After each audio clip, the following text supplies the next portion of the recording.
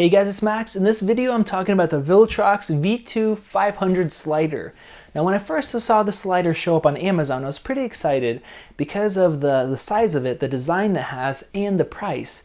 It is just under $240, which is a great price for a slider, and it steals or borrows or uses, whatever you want to call it, the design of a slider that is much more expensive. Now, I'll have the name of the brand that actually designed the slider up on the screen. I don't want to butcher their name, but it's definitely quite a bit more expensive, talking 3 times as much money. Now, this style is very great because it allows you to have a compact slider while still having double the reach of the actual size of the slider, and it helps you not have the edges of a slider in a shot. So when you have a longer slider, depending the angle you're using and the lens that you're using, you can get the edges of a slider in there. So this helps with that as well. But it did not perform as expected. I'll let you guys know that up front. Now, the reason I wanted a small compact slider is the first slider that I ever bought is a Canova K2 slider, which is very popular amongst filmmakers, especially those starting out or with those with lower budgets. And the problem that I made, the mistake I made, is I bought the very longest version they have. I believe they have 4 versions. So mine is the 40-inch version, so super long, and that's great if you want really long slides, but it's not very versatile because if you're in a small space or you're like at a wedding, it's a lot more cumbersome. You don't really need that long amount. So I wanted to get something smaller when I saw this guy show up on Amazon. So initially when I took it out of the packaging, it has this little case. It looked very nice. The actual build is very solid. The materials used are nice and sturdy, and they seem high quality. But I came to my first issue is that the belt was quite loose. Now that could be solved by unscrewing the bottom plates here, and you can tighten up the belt itself. But once I did that, I fixed that issue, but it still did not slide very smooth. Now if you guys can see here, I get a little bit of jerkiness. Now, that was both with it looser and with it tighter. Now, I think the reason it's not very smooth is because of this belt here. Now, this belt is like a cloth belt, but it also has quite a bit of texture to it.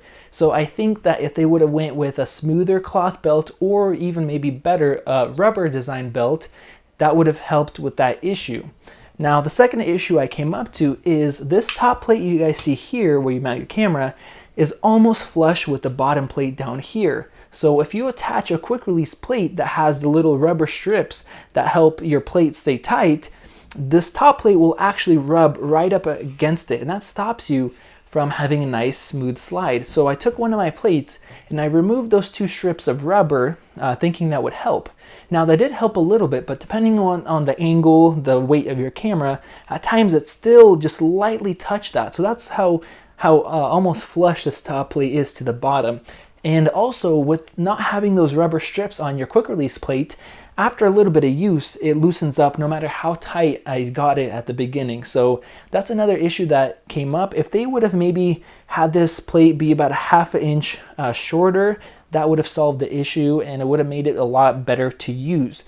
Now, the third issue that I came up, the last one I want to mention is there is no way to tighten this top plate down so it doesn't move. So I would have loved to be able to have something this compact and be able to leave it on my camera, on my tripod with my camera attached.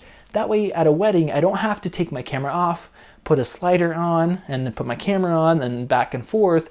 I could just leave my camera on. It's nice and compact, doesn't really get in the way. And it's just a lot more convenient that way. But there's nothing that you can do to hold these 2 plates together. So your camera is going to be moving around, and another issue that definitely comes up. So overall, I do not recommend this. Maybe if they come out with a version 2 of this product, maybe the VT600 or something like that, where they could address these issues and make it better and easier to use, then I would recommend it. But at this point, I would say do not go with one of these. If you want something this design, you can look at the original design. You're going to spend more money, but you're going to get a higher quality product. Now, if you are on a lower budget, you don't want to spend $600 on a nice expensive brand name slider, I would say go with the K2 Canova. Just get yourself the 23-inch version, I believe is the shortest one they have. I'll have a little link there in the description, and you guys will see it right here on the screen, so you guys could check that out. It does not have the feature of being able to extend when you slide it, but it works really well. It's a smooth, it does a good job. It's smooth. It has a little stopper. You can also, it has a nice set of feet that you can attach, take off. It's very versatile, and you can also attach a motorized little motor controller to it as well.